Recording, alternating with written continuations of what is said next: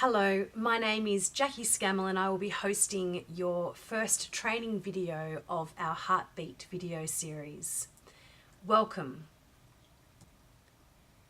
Today's training video is about developing empathy, and our key learning will be how to read customers' emotions, including 4 habits to develop empathy.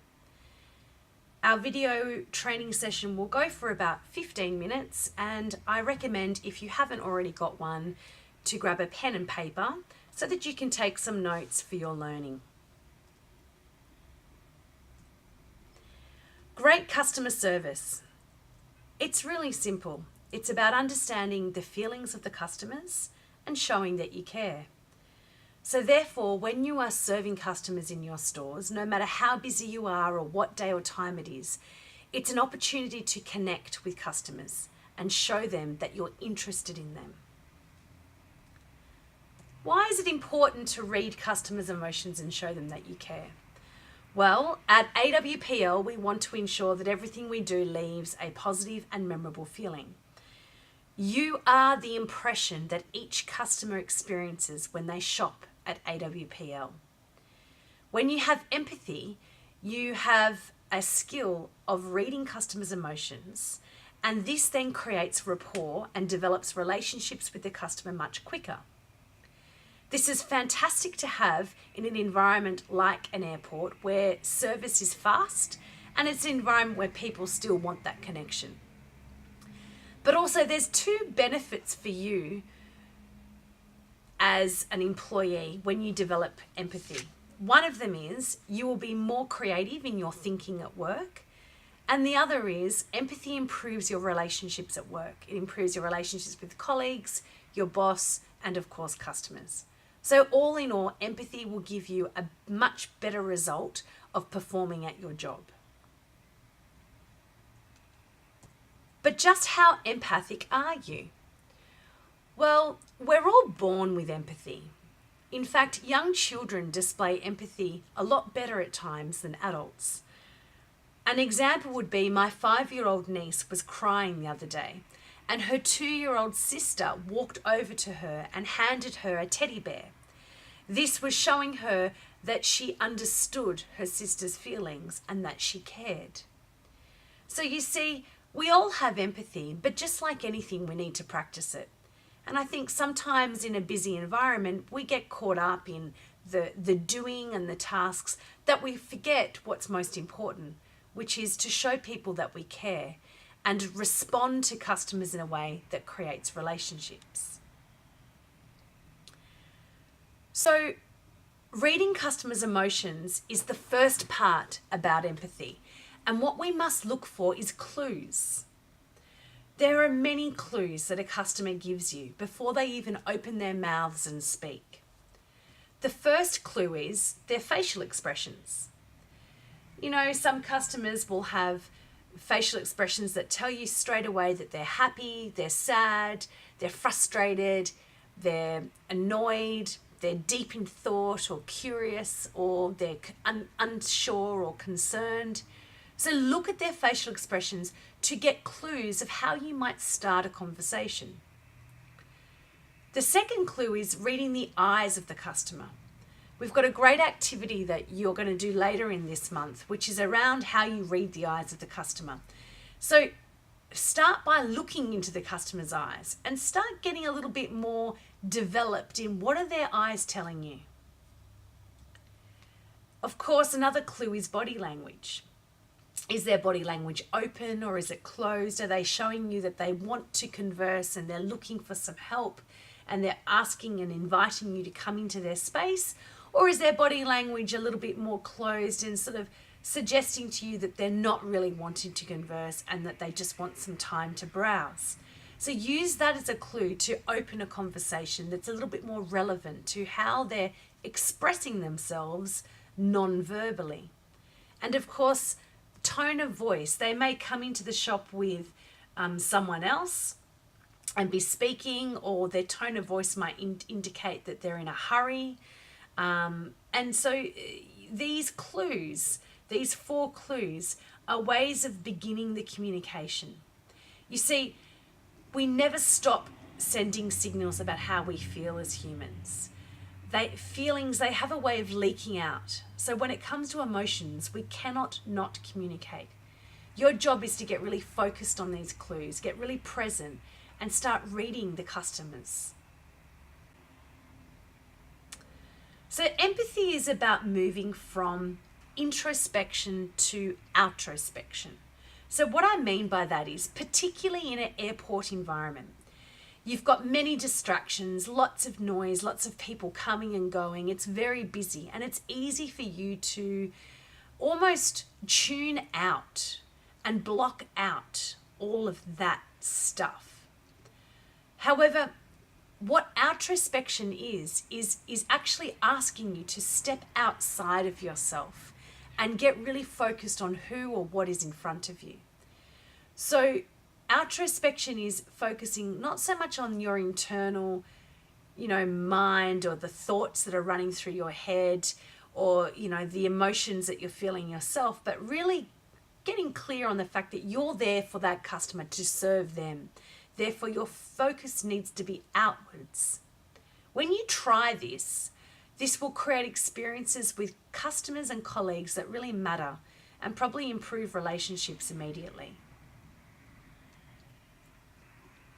What I'm going to ask you to do now is to take that pen and paper you've got in front of you and make a note of what we call 4 habits of highly empathic service staff.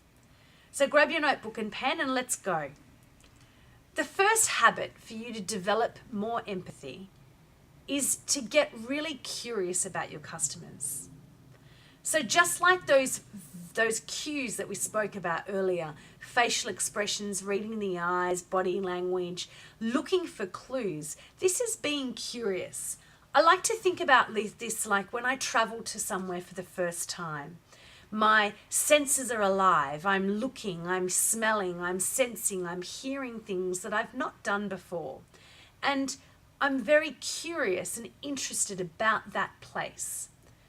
So the invitation for habit number 1 is to try and not get that tunnel vision in your shop environment and keep really present and curious about the people that are walking into your space each day. The second habit is discover commonalities. Look at what is shared between you and the customers, not what divides you. So when I've walked around the stores throughout the AWPL business, many of you have given me much confidence of how well you know your customers.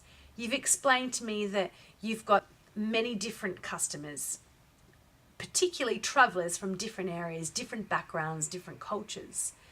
So here is an example where we need to find commonalities even though we may be very different.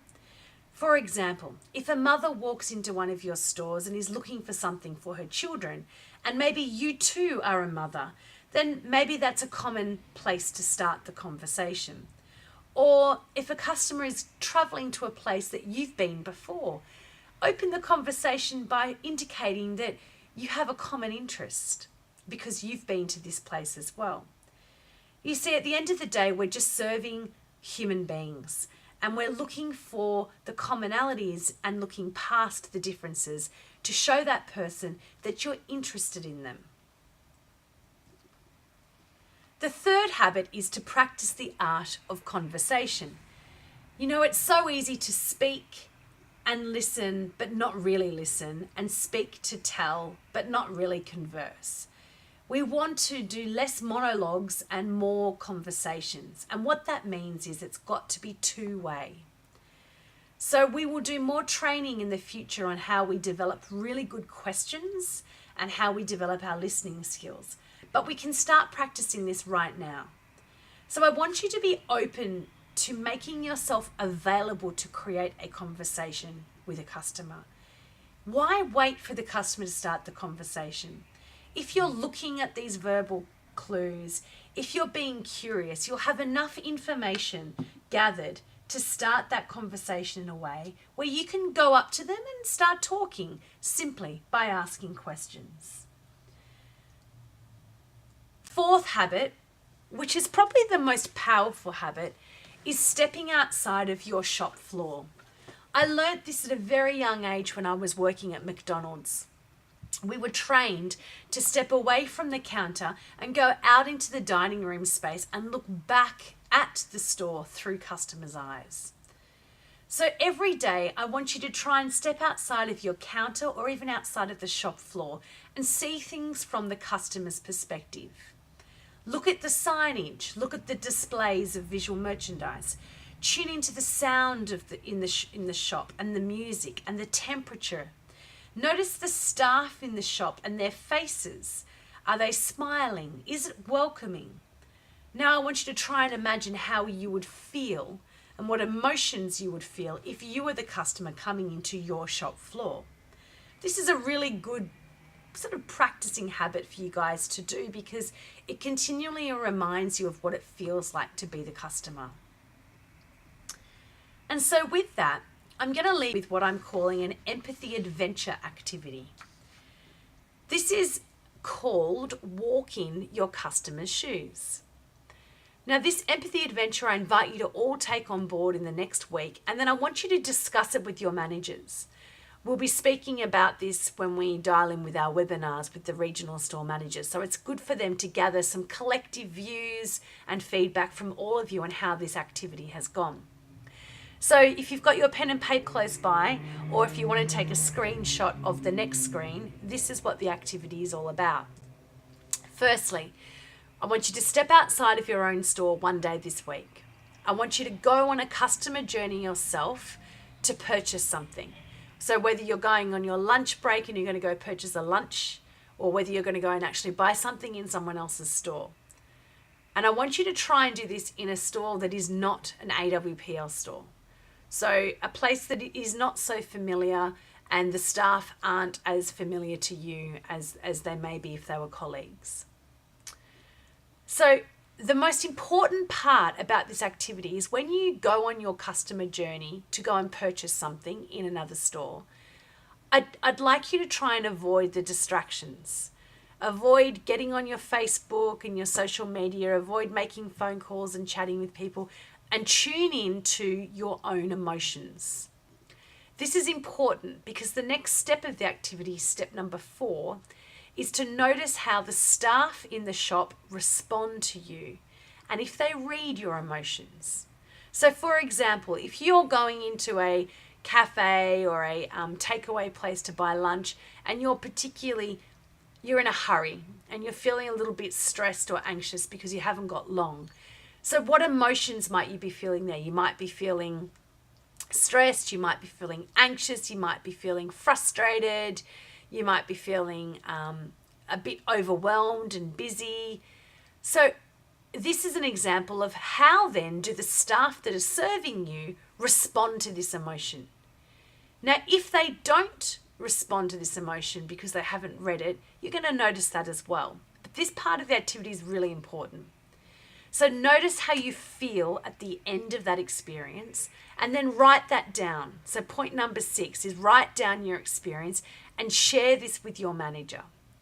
Because this is exactly what your customers are experiencing when they come into your shop.